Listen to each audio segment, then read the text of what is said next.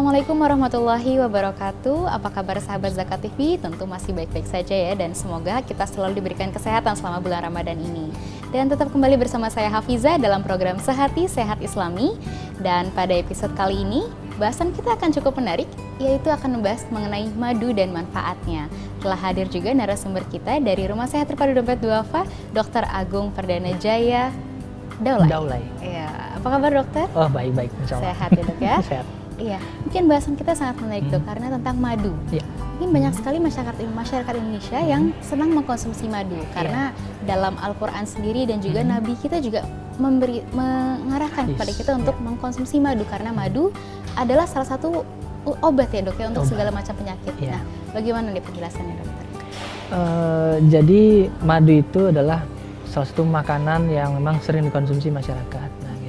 Jadi kandungan madu itu adalah karbohidrat memang. Jadi satu sendok makan madu itu setara dengan, kalau seingat saya itu 64 kalori kalau nggak salah saya. Jadi memang bisa sebagai support stamina ya. Nah jadi kadang-kadang ada beberapa kebiasaan-kebiasaan masyarakat itu setiap pagi konsumsi madu. Nah gitu. Dan samping itu juga madu itu juga mengandung ya vitamin, mineral. Jadi secara tidak langsung memang akan bisa menguatkan tubuh kita. Nah, jadi sehingga menjadi favorit juga, dan juga di samping rasanya yang juga enak. Nah, gitu. Itu insya Allah dari madu. Ya. Mungkin banyak sekali manfaat dari madu ya dok, dan salah satunya adalah dengan menyembuhkan penyakit. Gitu. Iya. Bagaimana prosesnya madu bisa menyembuhkan penyakit dok? Jadi madu itu tidak serta-merta menyembuhkan. Nah, gitu. Jadi madu itu dia akan bisa menyembuhkan itu dengan tahapan-tahapan juga sebenarnya. Jadi berproses. Jadi madu itu apabila kita jadikan kebiasaan, maka dia akan menjaga tubuh supaya tidak mudah sakit. Nah, supaya tidak mudah sakit. Nah, gitu. Karena kembali pada konsep sehat sakit, kita penting menjaga dulu tuh. Kapan datang sakit kita kan tidak akan pernah tahu. Jadi preventif ya mungkin. Preventif. Nah, seperti itu. Tapi ketika misalkan kita madu bersifat langsung menyembuhkan penyakit itu, yang sepengetahuan saya itu memang kadang-kadang bisa untuk obat batuk. Nah, gitu. Jadi dengan ya mungkin dengan jeruk nipis yang seperti itu, bisa dengan air diminumkan langsung, insya Allah bisa melegakan tenggorokan seperti itu. Bahkan juga bisa katanya mengencerkan dahak ya. Nah beberapa literatur ada yang seperti itu. Tapi madu secara langsung untuk pengobatan itu biasanya kadang-kadang kita aplikasikan untuk luka. Nah gitu. Ya. Kalau untuk luka. Tidak salah ada salah satu riset yang menyebutkan bahwa madu ternyata bisa menjadi penyembuh dari luka gitu ya dok ya? Ya betul. Nah jadi kalau untuk proses madu untuk luka, nah gitu, itu sudah diteliti, sudah banyak yang menelitinya. Nah gitu. Salah satunya dari sejawat-sejawat yang ada di Rumah Sakit Cipto, bahkan senior itu dokter bedah plastik kita. Setiap ada kasus yang di sini itu untuk pengobatan lukanya itu menggunakan madu. Diminumkan atau dioles? Bisa dengan dioles. Di dioles langsung di luka, nah gitu. Dan juga kan emang efek daripada madu ini sendiri bisa sebagai antibakteri ya. Nah gitu. Dimana madu ini tadi dia itu bisa membuat sebuah lingkungan yang tidak nyaman bagi bakteri untuk tumbuh. Nah gitu. Kalau misalkan luka-luka biasa kotor, nggak bersihkan, tetap saja bakteri itu bisa muncul. Tapi dengan diolesin dengan madu, di samping dia juga bisa untuk membuat suasana luka tadi menjadi tidak nyaman bagi bakteri, sehingga bakteri lama-lama mati. Nah gitu. Terus kemudian bisa juga madu itu secara langsung dioleskan tadi pada luka-luka. Nah, itu bisa untuk membantu percepatan pertumbuhan jaringan. Nah gitu. Itu juga bisa. Makanya kalau dari beberapa jadi bahkan bukan beberapa sih, banyak juga dokter spesialis itu yang memang menggunakan madu untuk penyembuhan luka. Nah gitu, bahkan sudah menjadi semacam panduan wajib ya. Beberapa dokter bedah itu untuk penyembuhan luka tadi itu menggunakan madu. Nah gitu. Sangat unik sekali ya dok. Yang mungkin biasa ya, kita tahu ada obat merah misalnya, betul. Atau mungkin juga beberapa cairan yang alkohol misalnya yang bisa digunakan untuk menyembuhkan luka, tapi ternyata madu juga efektif. Madu ya, efektif. Nah, mungkin gitu. Caranya sendiri itu bagaimana dok? Apakah orang awam mungkin bisa juga menggunakan madu untuk menyembuhkan luka? Caranya itu emang sebenarnya sederhana sih. Nah gitu, intinya itu adalah cara mengoleskannya tadi kan. Nah gitu, jadi setiap ada luka, tapi bukan semua luka ya. Nah gitu, jadi ada tertentu juga sebenarnya. Hanya jadi luka tertentu. Luka tertentu. Nah gitu, maksud tertentu tadi ya kalau misalkan luka-luka misalkan karena diabetes, orang awam mau coba rawat sendiri di rumah, nah tetap tidak bisa. Kenapa? Karena ada teknik tersendiri untuk perawatan luka daripada luka-luka yang besar seperti diabetes itu tadi. Jadi dibersihkan dulu dan sebagainya. Mungkin ada beberapa memang bisa. Nah gitu, tergantung daripada kondisi luka tadi. Nah gitu. Iya.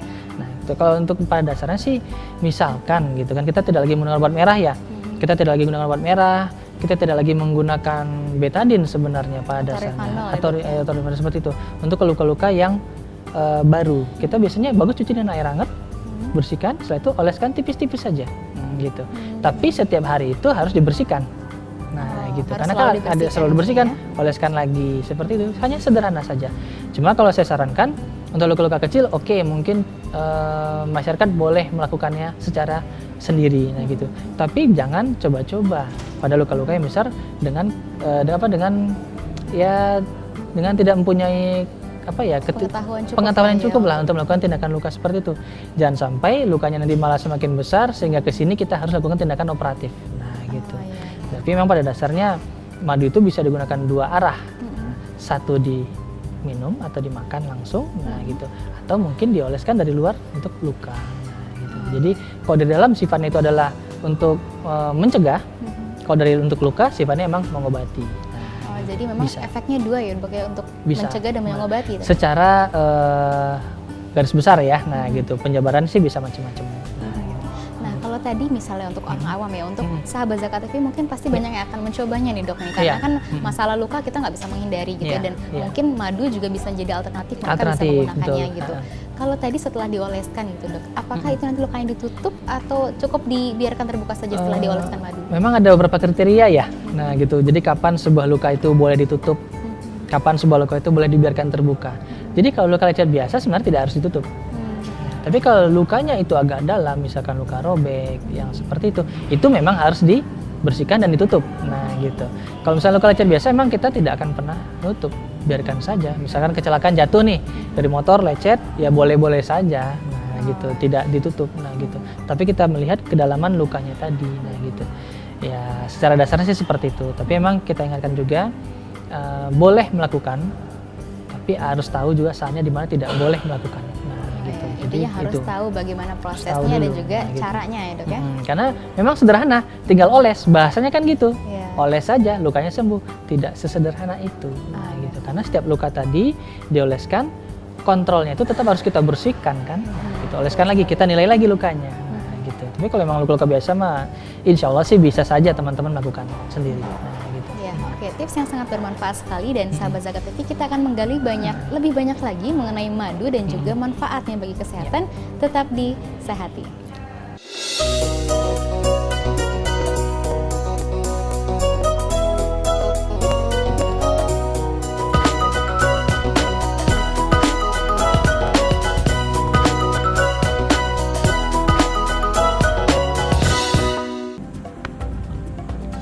Semangat kemenangan harus berasal dari sportivitas yang datang dari hati.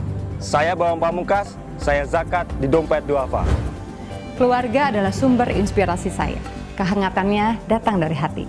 Saya Inneke Kusharawati, saya Zakat di Dompet Duafa. Berbagi memudahkan rezeki, karena datang dari hati. Saya Ipo Santosa, Zakat di Dompet Duafa. Dompet Duafa.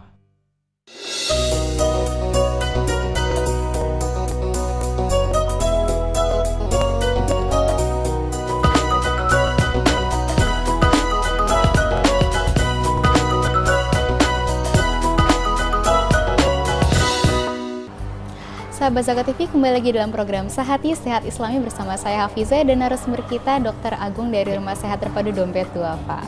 Ya dok, menarik sekali kita membahas mengenai madu. Nah, kalau tadi madu bisa digunakan untuk penyembuhan luka ya dok ya. Nah, bagaimana terkait untuk pasien-pasien tertentu, misalnya pasien dengan diabetes gitu. Karena kita tahu tadi dokter sebutkan bahwa madu mengandung karbohidrat dan juga ada unsur manisnya juga dan vitamin ya dok ya. Itu bagaimana dok? Jadi kalau untuk diabetes itu sebenarnya bukan cuma masalah luka, tapi banyak pasien diabetes menanyakan, bolehkah saya minum madu? Nah gitu, jadi itu pertanyaan-pertanyaan yang memang sering dilontarkan.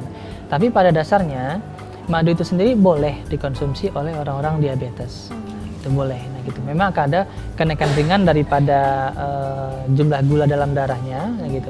Tapi dia tidak akan terlalu tinggi biasanya. Memang unsur gula dalam madu itu memang tidak banyak atau kan dia ada sukrosa, glukosa, ya insya Allah itu masih tetap aman. Nah gitu, jadi tidak akan kenaikan, bisa minum 1 sendok madu bisa jadi 300 misalnya gulanya, ya tidak. Nah gitu, tidak begitu. Karena pada dasarnya memang dia akan menaikkan ringan, tapi kan kita juga membutuhkan efek madu yang lain terhadap kesehatan tubuhnya. Nah, gitu. Jadi memang itu tidak masalah. Silakan. Nah, gitu rutin gitu. Tapi ingat kalau bisa dijarakin dengan penggunaan obat-obat anti diabetes. Nah, gitu. Karena biasanya seseorang yang diabetes pasti dia akan menggunakan obat-obat anti diabetes. Nah, gitu. Atau mungkin penggunaan obat macam-macam ya, bisa sampai insulin. Nah, atau mungkin ada orang yang memang dia dengan olahraga itu bisa juga menurunkan gula seperti itu. Nah, terus kalau untuk terkait luka, jadi tata laksana luka pasien-pasien diabetes itu ada istilahnya itu kita harus melakukan pembersihan jaringan. Nah, istilah kerennya debridement, itu istilah medisnya gitu. Jadi kita akan membersihkan luka itu sampai betul-betul tidak ada yang jaringan-jaringan mati. Nah, gitu. Nah, makanya jangan sampai nanti ada teman-teman yang di masyarakat luas menggunakan itu langsung pada luka-luka diabetes, langsung dioles-oles saja, ya tidak pas juga. Kenapa? Memang bisa untuk mengobati luka, tapi kan tetap harus ada yang dilakukan dulu terhadap luka itu sendiri. Khawatirnya masih ada jaringan yang rusak. Jaringan yang rusak ditimbali di tadi, ya malah akan semakin semakin luas lukanya. Nah, gitu. Karena prinsip tata laksana luka diabetes itu tetap adalah pembersihan pengambilan jaringan-jaringan yang mati terus dibersihkan gitu. Makanya kadang-kadang kan luka diabetes kelihatannya kecil ya di kaki sedikit, tapi begitu dibersihin kok bolong. Nah, gitu. Di dalamnya gitu. Jadi di permukaan tuanya kelihatan seperti titik saja, tapi di bawahnya itu udah ngumpul misalkan nanah dan sebagainya jaring mati. Jadi memang harus dibersihkan. Jadi jangan lantas langsung diolesin aja ya. Nah, nanti malah takut saya bahasa saya jadi malpraktek. Jadi mungkin sahabat zakatnya harus memperhatikan ya bagaimana caranya juga. Dan juga tentu konsultasi ya. Konsultasi wajib itu, karena tidak semuanya hal itu bisa dilakukan oleh masyarakat luas. Nah, gitu. Ada memang harus penggunaan daripada alat-alat yang ada di fasilitas medis seperti itu. Jadi jangan sembarangan. Nah, gitu. Dan untuk madu sendiri, tadi kalau misalnya penyakit diabetes ya dok ya, kan mereka memang ada kadar kalori tertentu yang harus dikonsumsi untuk menjaga gula darah tadi ya. Dan apakah madu cukup efektif untuk bisa menjaga energi dan juga mungkin konsumsinya itu seperti apa dalam sehari misalnya anjuran untuk penderita diabetes? Kalau saran saya sih, kalau kita anjurkan 3 kali sehari rutin sah-sah saja, ya. Tapi kalau yang hemat kita itu ya lebih bagus setiap hari saja, sekali sehari, setiap pagi. 1 sendok? Ya, 1 sendok makan saja ya? cukup. Nah, gitu.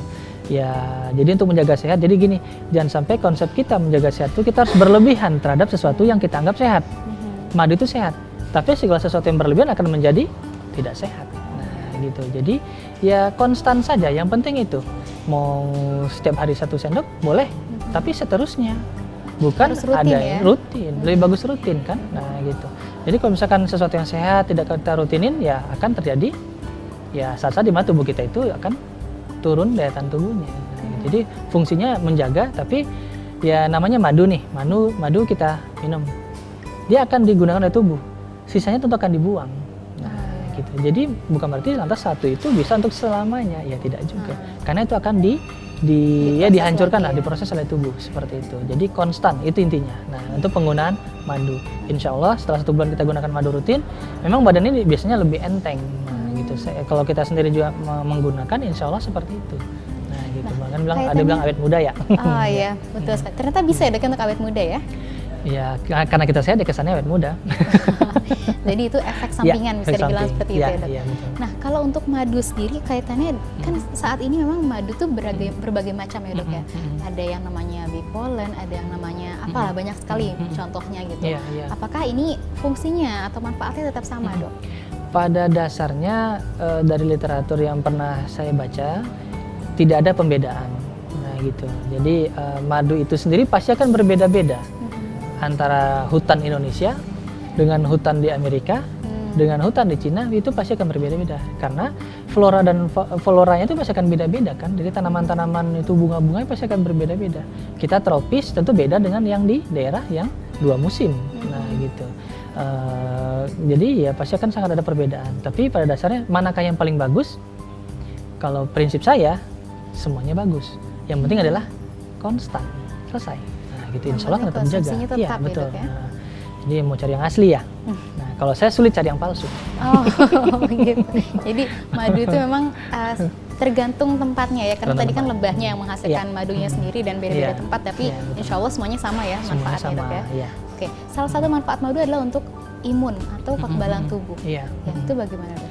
Jadi dalam madu itu sendiri memang ada banyak itu ya, jadi vitamin, mineral, bahkan juga ada protein-protein khusus, bahkan ada enzim. Itu secara tidak langsung memang dia akan mempengaruhi sel-sel tubuh. Nah, gitu. Jadi kalau memang kita sudah konstan, nah insya Allah nanti itu akan bisa memang proses tubuh ya, dia hal-hal yang bagus tadi diserap sempurna oleh tubuh sehingga dia akan menginisiasi tubuh bisa secara tidak langsung daya tahan tubuh akan lebih sehat. Nah gitu. Tapi perlu dipahami bahwasanya madu adalah salah satu cara ya untuk menjaga badan tetap sehat. Jadi jangan lantas kita tidak olahraga, kita pengen sehat, madu saja. Iya tidak bisa begitu Salah juga. ya ternyata Dok ya. Gitu. Jadi Jadi emang kompleks. Nah, salah gitu. satu Salah satu ya, caranya untuk adalah bisa madu. menjaga imun Ya betul bisa. kekebalan tubuh. Kekebalan tubuh betul. Ya. Hmm. Oke, sangat menarik sekali Ya. Dok. Dan kita akan kembali lagi dalam sesi ketiga nanti dengan bahasan madu dan manfaatnya bagi kesehatan, tetap di Sehati.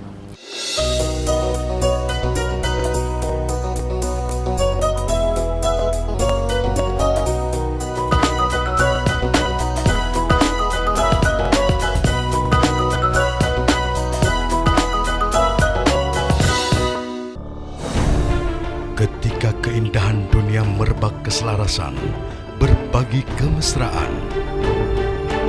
Ketika sejuta tangan merangkai kebahagiaan dalam kehidupan yang harmoni. Ketika zakat Anda wujudkan indahnya dunia.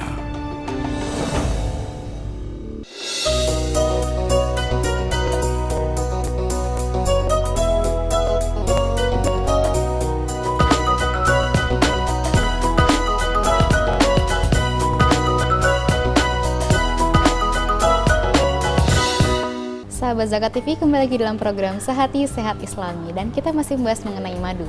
Ya Dok, menarik sekali bahwa madu banyak khasiatnya, tapi juga perlu diperhatikan bagaimana cara penggunaannya. Nah, salah satu ada rekan saya juga nih yang dia sedang melakukan diet gitu, dan akhirnya dia mengkonsumsi madu. Sebenarnya seefektif apa sih Dok madu itu untuk orang-orang yang sedang menjalani diet? Oh gitu. Jadi gini, kalau untuk diet itu sebenarnya pada dasarnya silakan saja. Jadi mengkonsumsi madu, jadi menggantikan. Jadi artinya madu itu diusahakan untuk menggantikan makanan tambahan yang lain gitu. Tapi pada dasar sendiri bukan berarti kita berdiet harus dengan madu ya. Jadi diet itu sendiri bagaimana dulu polanya ya, gitu. Jadi madu itu bisa sebagai pengganti karbohidrat awal yang diperlukan oleh tubuh ketika di pagi hari. Nah gitu. Makanya kalau bagi yang diet sih saya sarankan bisa-bisa saja meneruskan dietnya tadi, tapi tetap mengonsumsi madu itu ya paling tidak 3 kali sehari. Nah gitu. Jadi anggapannya untuk suplai tenaga di pagi, di siang, dan di sore. Nah gitu. Jadi insya Allah kalau memang dilakukan teratur ya insya Allah bisa berhasil dietnya.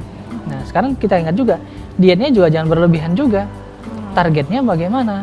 Nah, kalau emang berat badan sudah ideal, ngapain lagi kita harus diet? Nah, gitu. Jadi diet itu sendiri juga ditekankan juga tujuannya apa dulu. Nah, gitu. Jadi karena memang madu sendiri tidak bisa menggantikan penuh fungsi makanan yang memang harus kita makan. Nah, gitu. Jadi itu yang perlu ditekankan ketika pada orang-orang yang ingin diet dengan menggunakan madu. Jadi jangan sampai madu itu digunakan sebagai ininya ya. Support tenaganya penuh ya enggak bisa juga seperti itu. Nah, gitu. Nah, karena sedang masa bulan puasa ya Dok ya. Jadi mungkin penggunaan madu sendiri kalau tadi dokter sebutkan bahwa pagi, siang dan malam gitu. Kalau di bulan puasa ini kira-kira bagaimana Dok? Apakah berbuka dan sahur lalu juga berapa banyak yang sebaiknya kita konsumsi? Oh gitu. Yang kita konsumsi sebenarnya tidak harus banyak-banyak gitu. 1 sendok makan juga cukup. Nah gitu. Kalau misalkan kita bisa pilih apakah pada saat berbuka atau mungkin pada saat sahur. Nah, gitu. Kalau pada saat malam-malam hari ya kan kalau tengah malam kita minum kan nggak pas juga ya. Ya lebih bagus memang pada saat berbuka atau pada saat sahur saja. Itu cukup. Nah gitu. Tapi ingat sekali lagi adalah konstan. Jadi jangan hari ini minum, besok tidak minum, hari ini minum. Gimana kita bisa mengharapkan hasil yang maksimal kalau kita usaha kita juga tidak maksimal seperti itu. Jadi harus tetap dijaga konstannya Dok ya. Nah seperti itu. Nah Dok, terkait dengan tadi masih membahas tentang bulan puasa ya, mungkin ada orang juga yang mengatakan bahwa selama bulan puasa ada yang akhirnya berat badannya menurun gitu, ada yang berat badannya naik. Nah, apakah dengan konsumsi madu juga bisa mengatur ini Dok? Tadi kan kalau untuk yang diet ya, bagaimana untuk yang menggemukkan badan gitu Dok? Oh, menggemukkan badan. Kalau menggemukkan badan itu sih polanya ya. Jadi kalau orang berpuasa secara otomatis dia pasti akan berkurang berat badannya. Itu sudah pasti. Nah gitu. Tapi pada beberapa prinsip itu jangan sampai kita puasa tapi puasa makan. Artinya kita sahur makan itu gila-gilaan, kemudian kita puasa, terus kita berbuka puasa juga selama panjang malam itu kita ngemil terus. Itu Sama puasa aja yang ya, tidak sesuai jadinya. namanya gitu. Jadi prinsip dasar puasa itu adalah menahan hawa nafsu dan sebagainya gitu. Dan juga karena kadang-kadang begitu ya, beberapa orang dia mau diet dengan puasa, nah gitu. Tapi begitu buka puasa, habis makan saat buka puasa, 2 jam kemudian ngemil lagi, sehingga tidak terlihat perubahan yang jelas pada badannya. Nah gitu, itu bagi yang ingin diet sebenarnya seperti itu. Nah terus makanya kalau satu lagi menggemukkan badan ya. Nah kalau menggemukkan badan itu sebenarnya sih ya intake-nya harus banyak. Nah gitu, intake apa dulu? Nah gitu. Yang jelas-jelas itu pasti adalah nasi, karbohidrat, ya sayur-sayuran seperti itulah. Jadi bisa saja kita menaikkan volume makan. Nah gitu. Kalau meningkatkan volume jumlah makan yang kita makan pada satu saat ya tidak mungkin kan. Jadi artinya frekuensinya deh yang lebih tepatnya kita tingkatkan supaya harapannya nanti itu berat badan kita bisa bertambah. Tapi pada saat bulan puasa ya memang harus berkurang. Oh ya, gitu. memang kodratnya ya, Nah, memang seperti itu. Betul. gitu ya. Karena gini, perut itu sebenarnya adalah sumber penyakit. Pada dasarnya, kalau kita tidak mengendalikan apa yang kita makan, jadi kita harus mengendalikan kapan kita harus memasukkan makanan, kapan kita harus mengebuangnya. Nah gitu, ngebuangnya tentu dari pencernaan kan. Nah gitu. Tapi kalau kita bisa kan bisa buka puasa, terus makannya berlebihan, terus ngemilnya banyak, karena pasti bulan puasa itu biasa macam-macam ya jajan-jajanan kita makan terus ya, bisa jadi ya hasil yang kita harapkan setelah berpuasa tadi ya tidak ini. Kalau tadi ada yang bilang bahwa orang yang ingin diet itu bisa mengkonsumsi madu mungkin sebagai salah satu alternatifnya gitu untuk memenuhi asupan nutrisinya gitu. Tapi bagaimana dengan orang-orang yang ingin menggemukkan badan? Apakah juga bisa menggunakan madu dong? Nah gitu. Dengan madunya sendiri jelas tidak mungkin. Ya, itu yang harus dipahami dulu nih.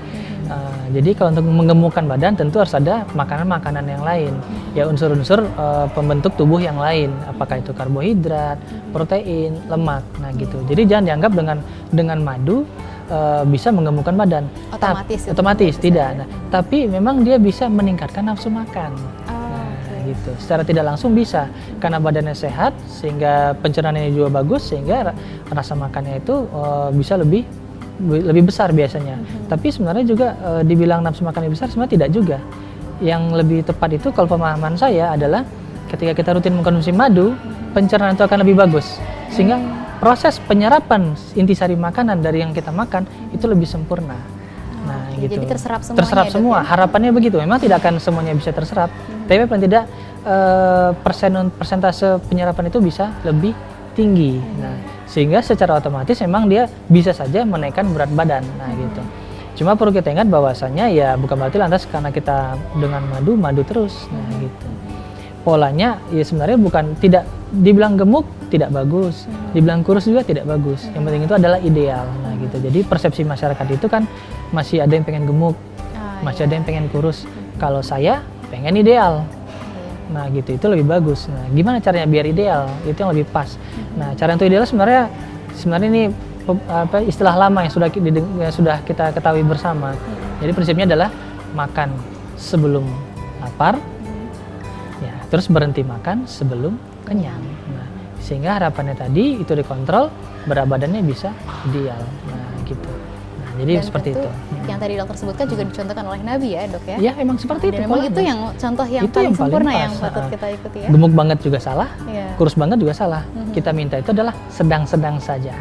Gitu. Yang ideal ya. Yang ideal, betul. Sesuai dengan berat badan, tinggi badan. Iya betul. Ya. Nah dok, kalau ada yang bilang bahwa madu itu kan tadi ada karbohidrat ya. Iya. Dalam kondisi apa madu itu bisa menjadi tidak bermanfaat saat kita konsumsi gitu dok? Apakah misalnya dengan konsumsi dengan madu dengan buah atau madu dengan air panas misalnya atau madu dengan kopi misalnya atau apa yang membuat madu menjadi tidak efektif? Oh gitu. Jadi madu itu bisa akan betul-betul efektif. Ada caranya sebenarnya. Jadi lebih baik kita melarutkan 1 sendok makan madu itu dalam air. Nah gitu. Air bagaimana? Ya jangan air panas. Air biasa atau air yang lebih dingin itu bisa. Itu juga air bisa hangat, lebih bagus air biasa saja deh. Nah gitu. Karena kalau hangat kan itu sifatnya enzim ya. Enzim tadi itu sangat terpengaruh dengan suhu. Nah gitu. Jadi kalau enzim-enzim yang ada dalam madu itu terkena suhu yang terlalu panas, dia akan buyar. Sehingga tidak akan kita capai hasil yang maksimal dari madu itu tadi. Nah gitu. Dan juga dengan adanya air tadi, dia akan bercampur dengan air sehingga dia akan lebih efektif dalam unsur-unsur penyerapan dalam tubuh. Nah seperti itu. Kalau mau ditambahin dengan lain, jeruk nipis atau yang sebagainya, itu silahkan saja, sah-sah saja. Nah gitu. Tapi pada dasarnya ingat, penggunaan air panas tidak boleh digunakan pada madu. Nah gitu. Dan memang harus dilarutkan dahulu. Nah, gitu. Oke, terima kasih banyak dokter, bahasan yang sangat menarik sekali mengenai madu dan manfaatnya, dan juga ada beberapa poin penting untuk sahabat Zakat TV perhatikan, bahwa memang madu tidak bisa dicampurkan dengan air panas karena enzimnya bisa pecah dan manfaat tidak berasa ya dok ya. Dan juga mungkin untuk sahabat Zakat TV yang sedang diet, sebenarnya cocok juga untuk mengkonsumsi madu, tapi juga memang secara general madu memang sangat baik untuk tubuh kita ya dok ya. Betul. Ya, kita akan kembali lagi dalam episode yang lain dan juga tentang bahasan yang lebih menarik lagi. Tetap bersama kami di program Sehati Sehat Islami bersama saya Hafizah. Wassalamualaikum warahmatullahi wabarakatuh. Waalaikumsalam. Terima kasih.